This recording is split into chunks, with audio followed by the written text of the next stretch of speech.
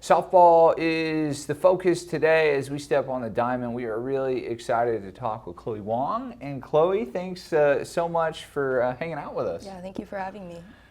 We are back at it looking for an A10 championship. Last year, you guys were able to accomplish that.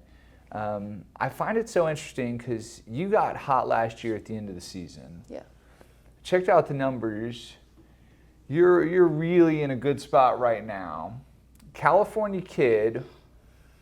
Does it just so happen that your bat heats up when the weather heats up? And I guess the challenges of coming from California to Ohio. Yeah.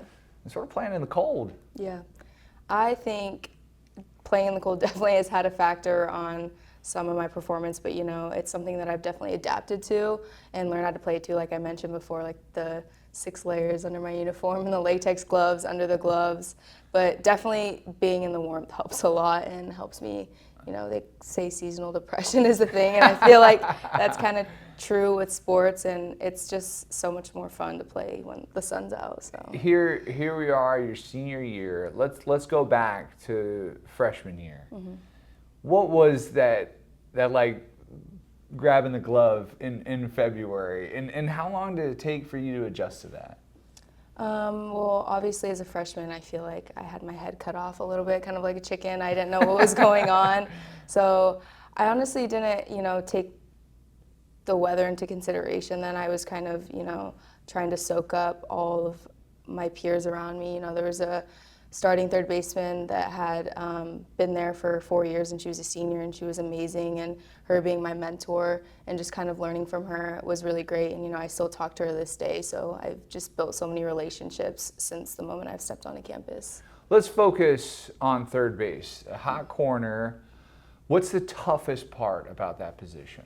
For me, I think I'm going to use my best friend Emma Shooter for an example. She can lay down a bunt, or if you're playing really close up to the batter, she'll smoke your head off. So I think just, reading who's up to bat and knowing how to position yourself well is going to set yourself up for success. And our coaches do a great job at giving us, the scouting report and how to position ourselves correctly. So they set us up for success for sure. What's your favorite thing about third base? I like just reacting, honestly. Like sometimes I'll practice, in the middle infield. At practice, and I always tell them, like, I don't know how you do this. Like, there's just so much time to react. I just like the ball being hit hard and being able to react. It's such a fast game, and they always say time flies when you're having fun. How fast have it been these 4 years?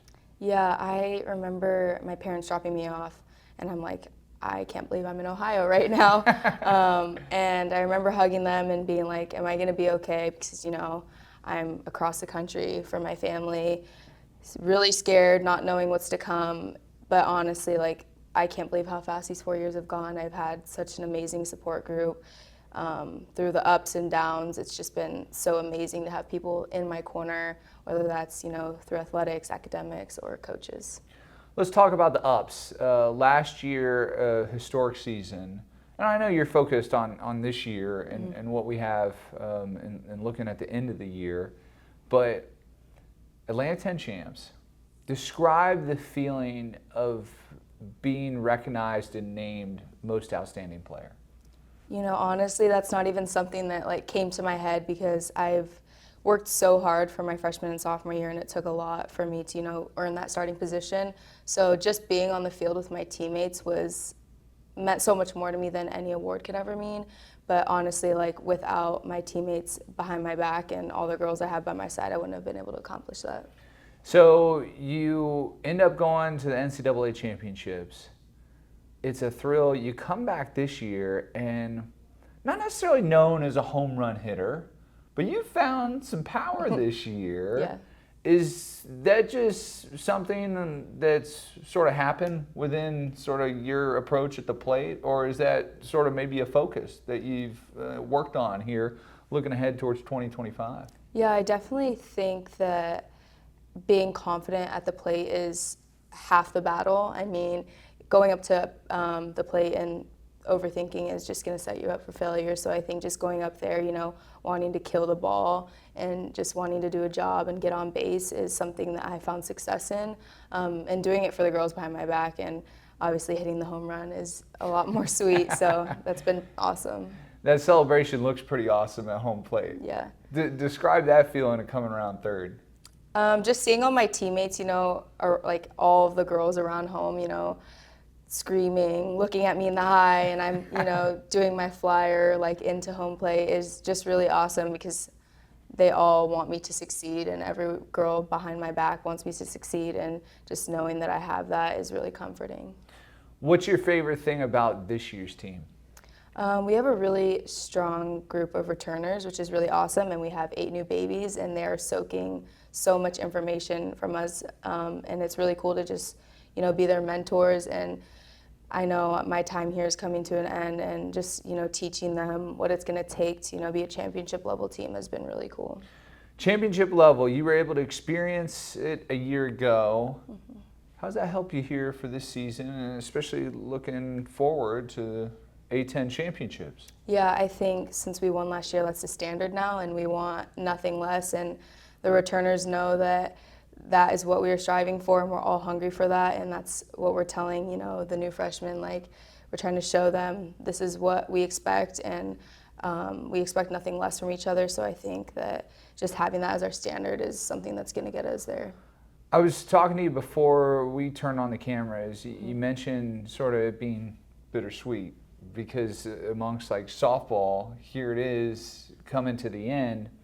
But it's also really exciting in that you're going to be going back home. Yeah.